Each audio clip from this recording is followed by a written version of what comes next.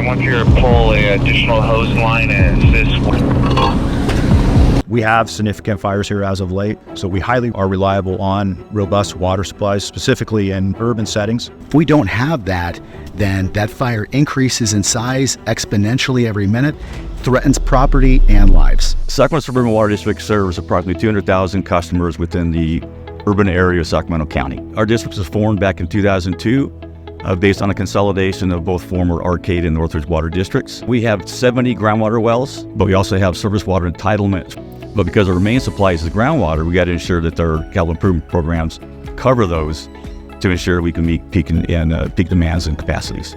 The Sacramento Metro Fire District is an agency that's made up of 16 predecessor agencies that have come together to serve over 700,000 members within our Sacramento community. Metro Fire is truly all hazard, all risk, air operations, heavy rescue, hazmat, a tactical EMS portion, a dozer program, and we have a very strong wildfire firefighting capability as well with our helicopter. So us to have robust capabilities within our communities for water supply is paramount. A customer, they depend on when they open their faucet, they get water. Because a lot of people don't realize the necessity to ensure when there's a live fire and they pull up to a hydrant and they hook that hose to the hydrant, they want to make sure that they have sufficient water supplies to fight that fire. There's no worse feeling than being in a position where you need to fight fire now and you don't have the ability to do that, especially when lives are at stake. So in order to improve our infrastructure for both health and safety is not cheap. Our district has approximately 700 miles of pipeline. We've been able to replace about 100 miles of pipeline over the last 20 years at a cost of over $100 million. That increased cost makes it difficult to put on the backs of the ratepayers. For example, 5 years ago, to install a mile of pipeline, the cost was about $1 million.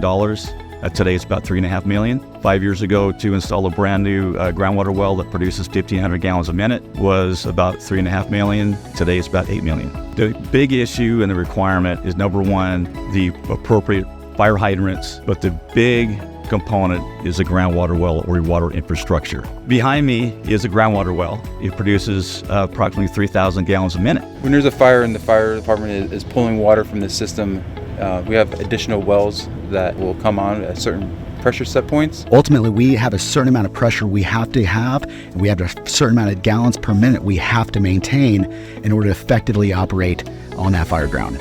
The gold standard for us is a fire hydrant that can supply at least 1,500 gallons per minute. So if we have a large commercial structure fire, we have multiple trucks with their aerial ladders up and they're flowing. Each one of those ladders are flowing at about 1,000 gallons a minute, and that drains the system significantly, especially on the municipal water side. So we provide the water supply for the firefighting. They can't do their job without us doing our job. I remember just recently in the South Sacramento area, we were responding to a house fire. I knew this house did not have hydrants on that street. Our primary objective is to go ahead and start putting water on that fire, but we go ahead and communicate to those incoming resources. They need to pick up that slack. They're gonna have to lay in and make the connection. So the next engine came, and we got about 700 gallons in that tank to be able to keep the operation going, but we're really heavily relying on those company officers coming in thereafter to create that supply.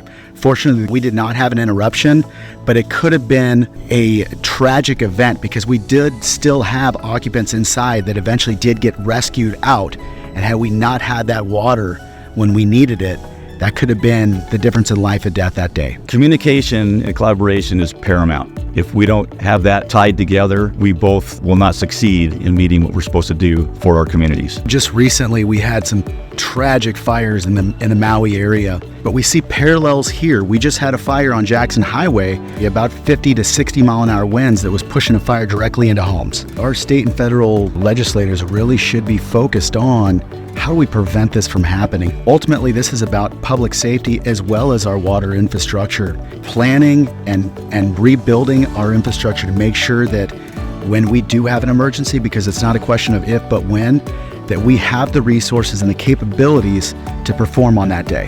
One of the significant positives that we have with being a special district is our ability to be nimble, to adjust very rapidly. But ultimately, it's going to come down to the special districts coming together, fire, water, and all of our municipal systems recognizing that and working together to plan as we move into the future.